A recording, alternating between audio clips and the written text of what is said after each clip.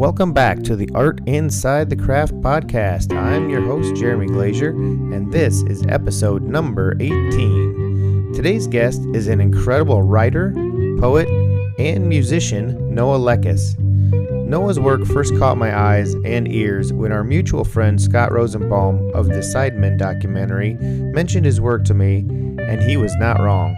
Noah's book Saturday Night Sage and his vinyl album Sounds from the Shadow Factory were stunning pieces of art, and while the book and vinyl are not currently available, his YouTube channel has the filmmaker's visions of those works of art that you must see. We also discuss a couple of different bands and music projects he's involved in, including his band American Restless. Let's take a listen in on that interview now with Noah Lekas. I guess I always kind of like to start off with, like, just real quick, where you grew up and how you actually got into writing. Yeah, man, I'm from Racine, Wisconsin. So it's a smaller kind of factory town in the Midwest, right between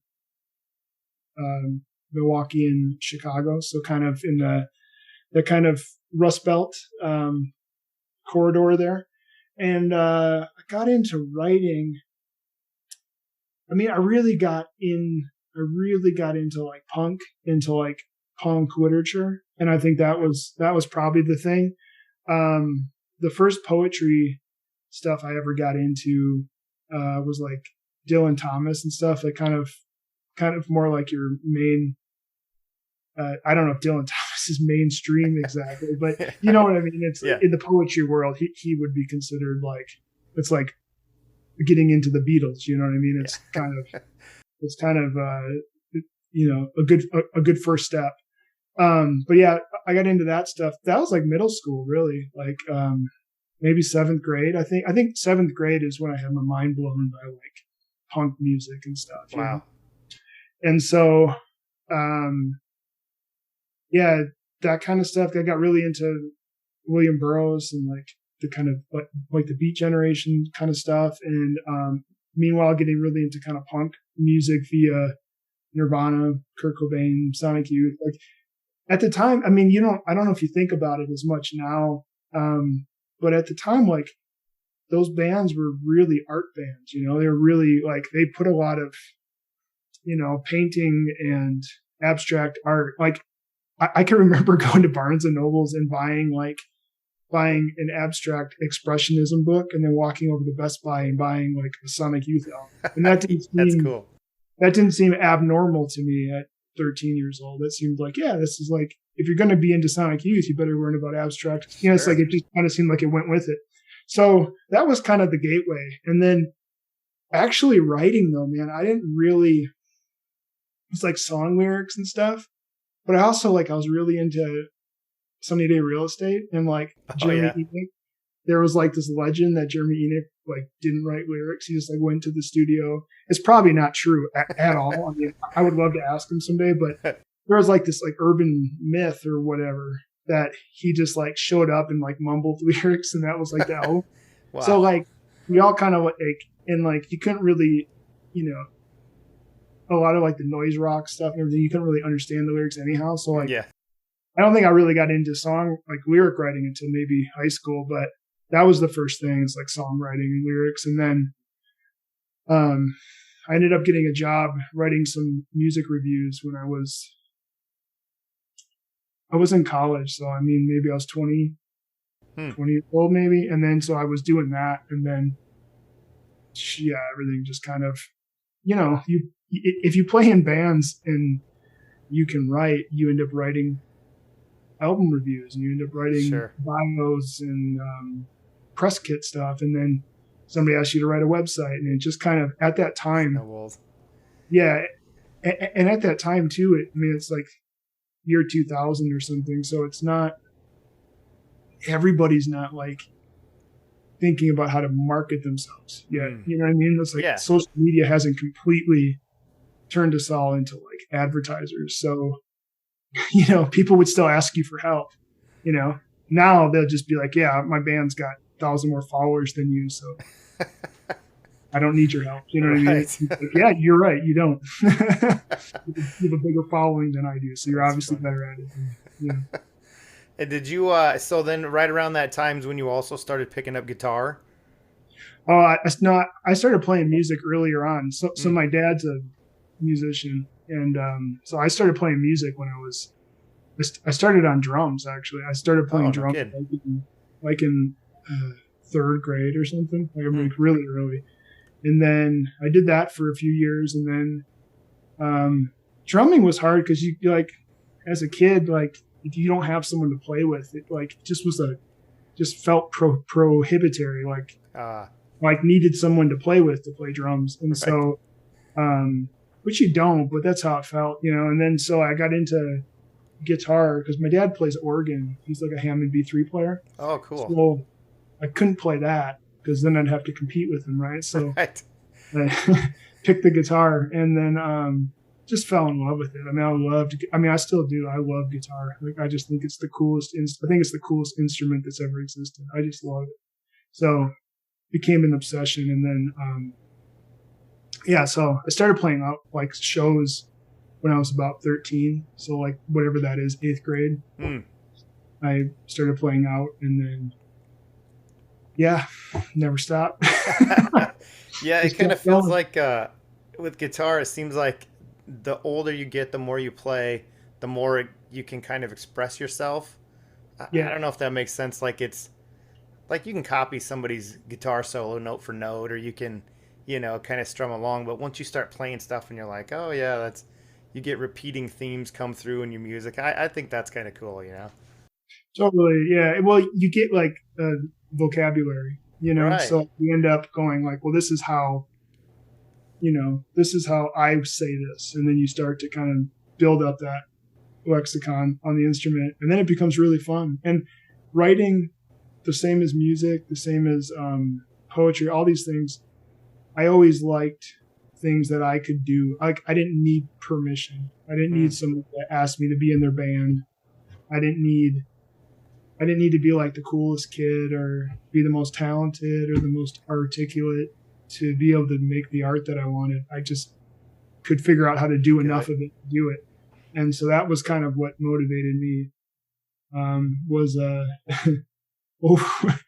an overwhelmingly low expectation of being accepted by people. So I just figured out how to do it myself. Sometimes you get the best results that way.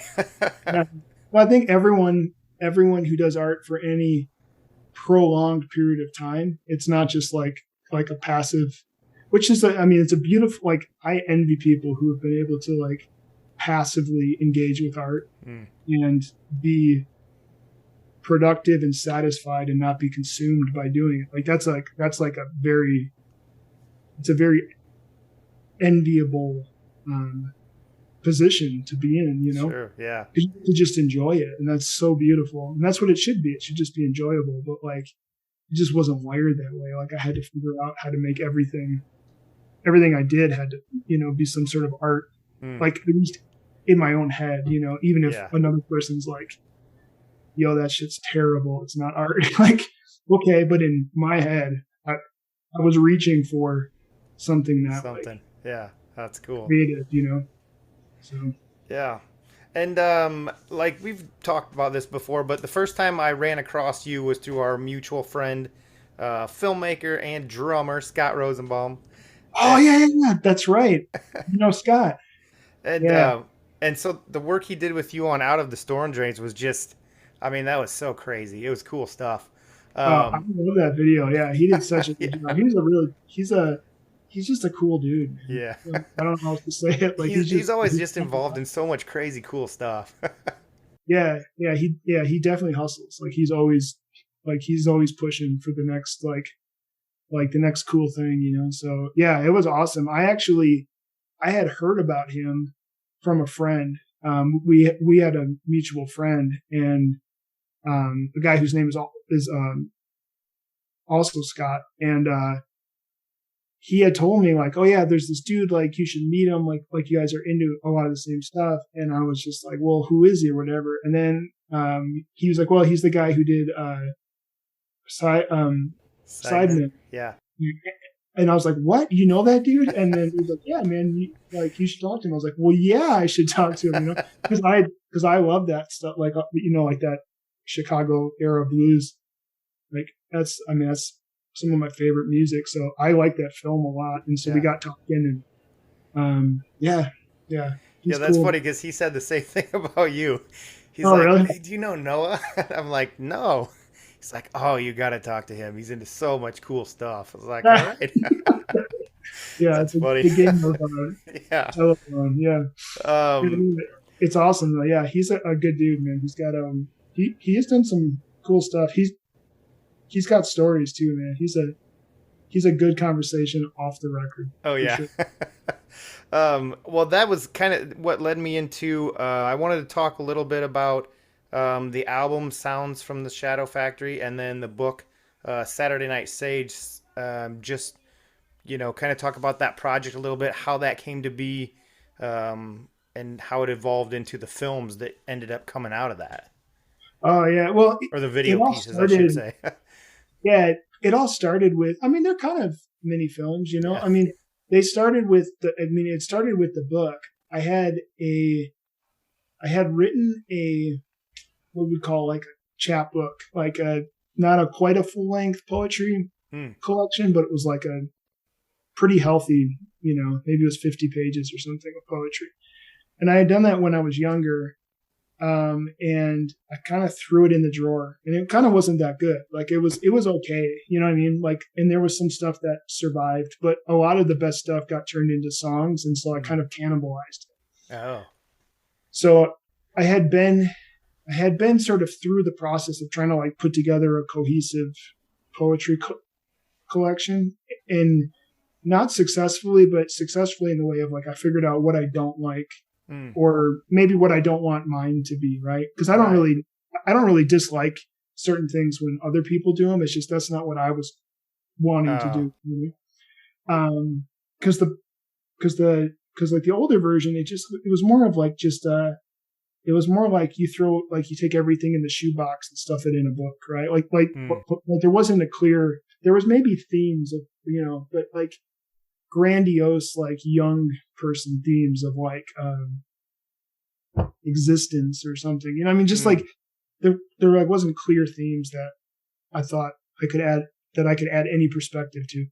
So the best stuff kind of got ripped out of it and got put into songs, and those songs ended up getting killed, and I mean, like it all dies a slow death. But so I had been through the process, and I had kind of been like working on some new stuff. And Dan from Blind Owl, he had been asking me to write like liner notes for a few of the albums. So we would do like, some of them were like more abstract, kind of more poetic. Some of them were like, the band started in 1999 at, well, what I mean? So there was a wide variety.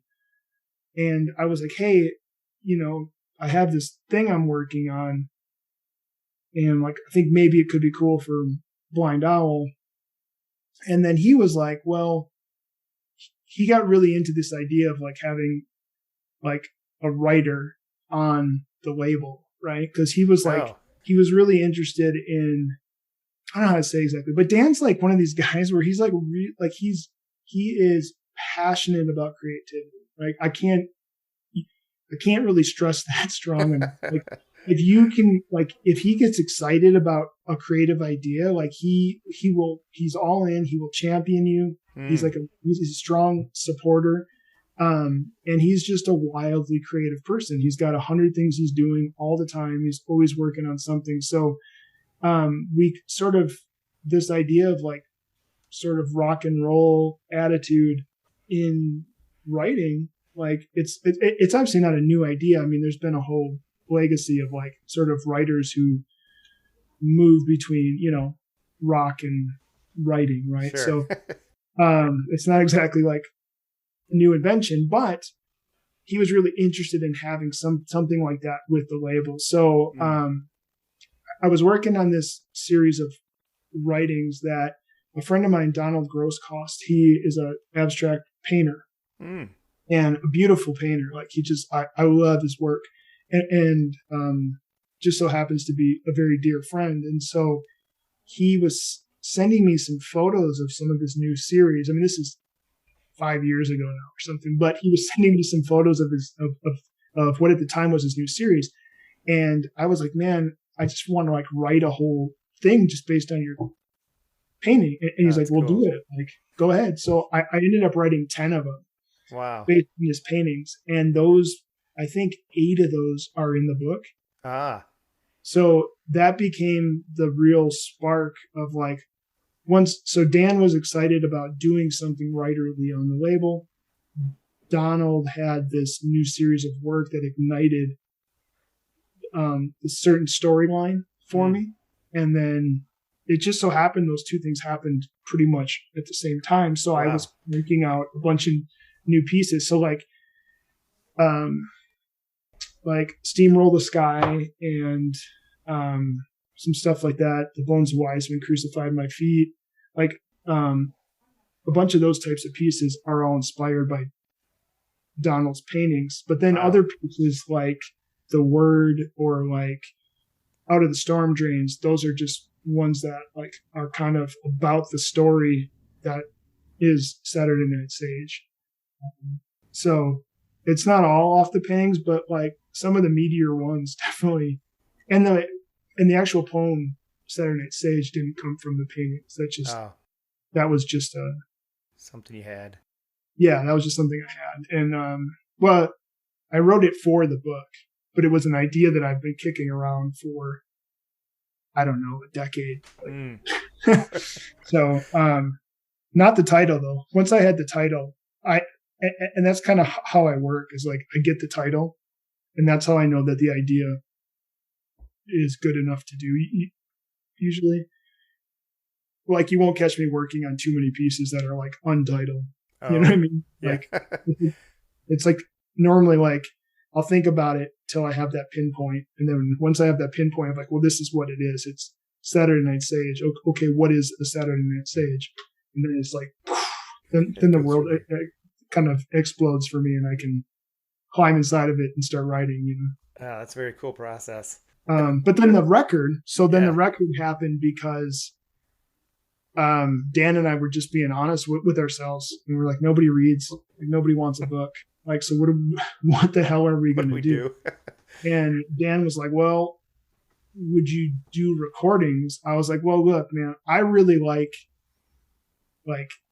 listening to like Burroughs or Kerouac or, you know, there's like some great audio of like Tom Waits reading Bukowski or Burroughs doing the Caprice They Call Him. That was a big record for me when I was young. Like I went to a record store and I bought The Priest They Called Him. No kidding. And with Kurt Cobain and Burroughs, you know. And then, so, I mean, the idea, I was open to it. And I didn't realize till later that it was something that could be perceived as like, kind of like spoken word, you know, because I didn't think of it that way. I just thought of it as like a piece of art, you know. Right. Because I've certainly never done poetry readings or like spoken, like that's just not my world at all. So I didn't think of it that way. But then once we had the recordings, I was like, well, dude, let's just do videos, because they felt really cinematic, you know. And then I was fortunate to be surrounded by awesome filmmakers, and like Shelby did did one for We've Got a Problem with Groundwater. Oh yes. And that played 2 film festivals. It I think it won an award in another one. Mm-hmm. And then it's up for an award now, like in an Australian film festival. It's like these things that like they just keep going. I think it's so bizarre. It's like, but it's cool. I mean, it's great for Shelby and for me and for the book. I mean, it's awesome. It's like people really resonated with those videos, which was cool. And like Storm Drains won an award,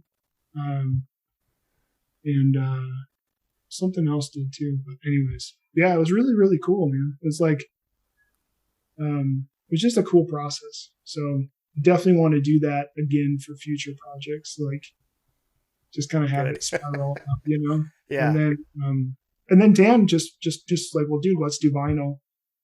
And I said, I don't really want to.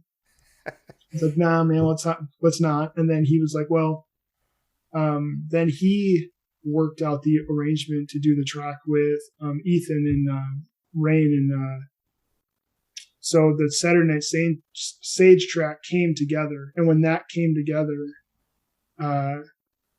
then I was like, okay, it's worth doing the vinyl. That's worth doing it. That was a special enough. It just pulled the piece together, because it was like, well, how are we going to do vinyl for Saturday Night Sage and then not have a Saturday Night Sage track? Like, right. So once that came to fruition, it was kind of like, okay, well, it makes sense. And like Ethan was just so generous to do it, and Alan doing the artwork. I mean, these are people that they're friends, but they're also kind of heroes of mine. Like I'm constantly inspired by them, and so to just have them involved was like, let's do anything they're willing to do is cool with me. Right. At that point, you kind of have to, you get something that cool, you got to do it the coolest way possible. Yeah. I mean, that was kind of the logic. It's like, let's just pretend poetry's not darky for a second. What's the coolest way to do all this? And then we kind of just took a swing at that. And I think we hit it in most regards. Like I am pretty proud of it all, I mean, it's been 3 years since the book came out, and like, I still like it, you know what I mean? Which is like, that's pretty amazing, you know? It's easy to not like stuff after it's out, No, I love the whole thing. The videos, the vinyl, the book, it's all of it together. It's like when I tell people about it, it's like, I tell them, you got to get the book, check out these videos. Oh, there was vinyl that they did. Hopefully that'll, you can check that out sometime. So yeah, no, it's definitely coming back on the vinyl, but the book's actually out of print right now. So we're trying to figure out, I don't know what we're going to do about that.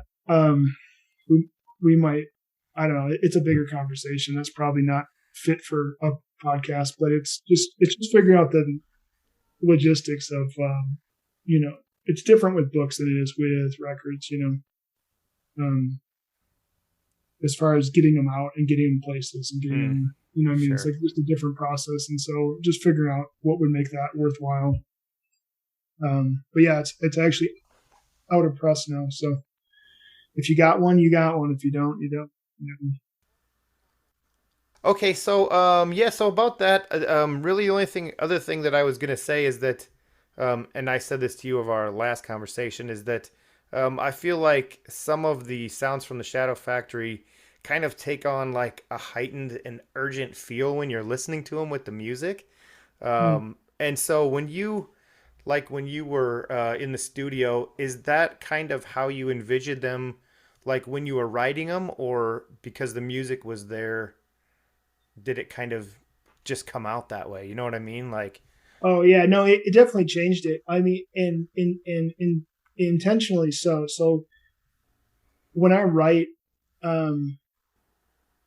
this kind of stuff, everything is kind of rhythmic, right? So I'll have like a rhythm to it inside my head.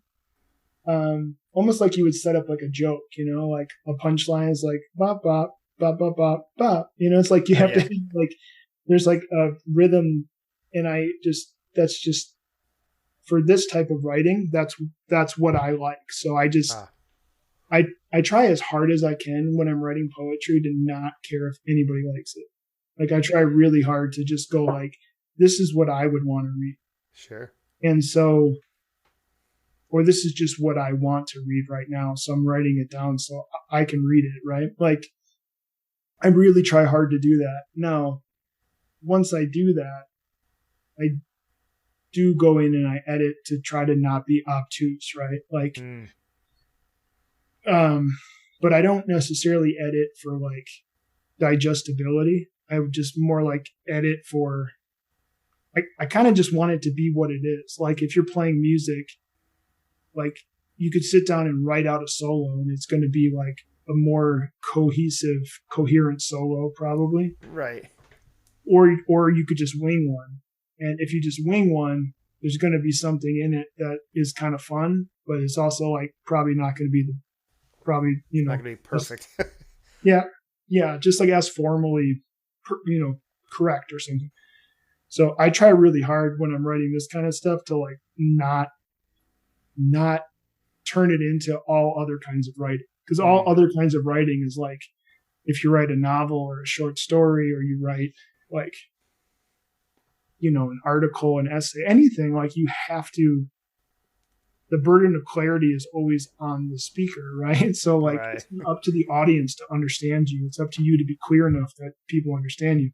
So poetry, I embrace the confusion more, right? That's why I like it. That's what I want to read. I like to read stuff that I have to like reread and think about when it comes to poetry. So I try really hard to do that. So then when we got into the studio and we're recording, I tried equally hard to not turn the music into what I heard when I was writing it. I tried really, really hard to just let people take it and run. And so there was a couple things that I reined in at times, like, okay, let's, but even like storm drains, like that was Dan's idea to do the shifts in the 3 parts. Oh, right? yeah. Yeah, like that wasn't something I came up with. I probably would have just kept the whole thing with that first rhythm of like kind of chill. That was to my memory, that was Dan and Chad came up with that, with those shifts. And so I tried really hard to just like let go and let things happen that they were hearing and feeling, because that was the point. Because if I wanted to just play the guitar, I could have went in the studio and just tracked my own stuff, right? Right. And then when it came to the films, I did the same thing. I didn't give Scott notes on Storm Drains, really. I didn't give Shelby notes on Groundwater. I just said, hey, make the film that you feel. And like Shelby came back, for example, I recorded We Have a Problem with Groundwater, which is what you have on the vinyl. That's my recording of it. When you watch the video, it's completely different audio. Right. Shelby came back and said, like, okay, I don't know if you're going to be upset about this, but I redid the audio. And I was like, okay. So I just watched it. I was like, this is perfect. Wow. No edits, but I definitely went in telling everybody, like, I want you to take it and make it yours. That's the point of this. Poetry is an isolating activity. You sit by yourself. Yeah. And you do this stuff. So I wanted to bring that collaborative spirit in. And the only way to do it was to let go of like the rhythm I had when I wrote it. And so to circle the mountain back to your question, they're absolutely different. Every single one of them, which is, I think it's why I like them. I think it's why it's cool, Yeah. Yeah, it was very cool. I loved every single piece on there, man.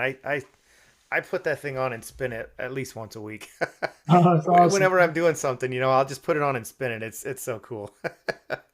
And then kind of the other thing that I wanted to talk about, obviously, is the music, because you play in a couple of bands, and there's a couple of projects, so I wasn't exactly sure about, but you have, so there's American Restless, and then there's the silent comedy. So what's happening with those two? Yeah. We also have another side project that we're working on, but it's diversifying. The silent comedy is a band out of San Diego, California that I'm not in the band in the sense of like, I'm not a founding member or anything like that, but I play with the band live. And Josh Zimmerman, the lead singer, he did the video for Steamroll the Sky. Oh yeah.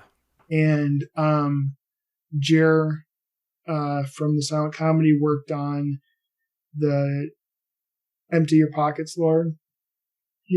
And Chad, the drummer from the silent comedy, plays on like most of that Sounds from the Shadow Factory record, so like we're all just really good friends and we work on, different types of stuff, but I play with the live band for the silent comedy predominantly. So, Cool. I've been on a couple recordings and stuff, but I mostly, just play live with them. So we're doing, a tour in July, Okay. Heading out to the Northwest. We're going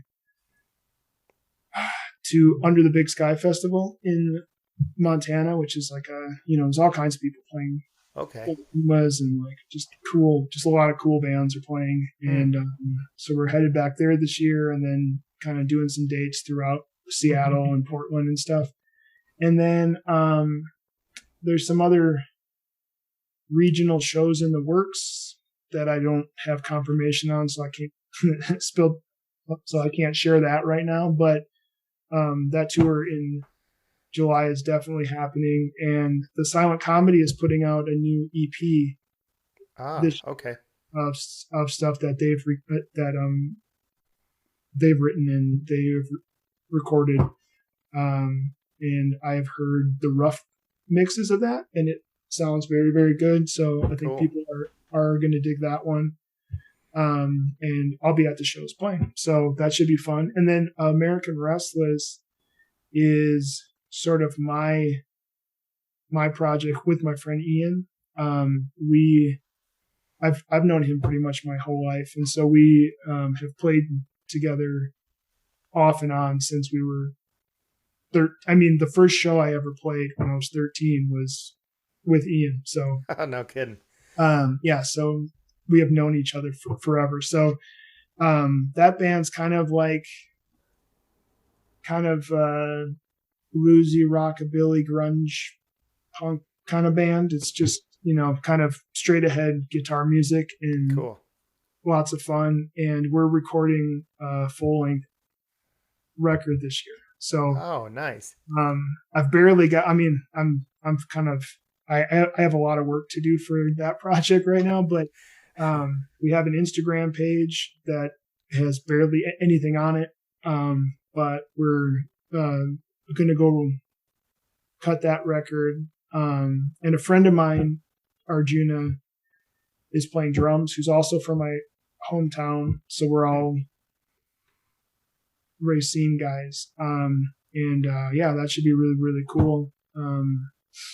So yeah, that's kind of like a passion project, that one, but it's a really fun one. And it's kind of in that, like, if people like, like the Black Keys and the Reverend Horton Heat and Nirvana, then you probably will like it. It's like that band.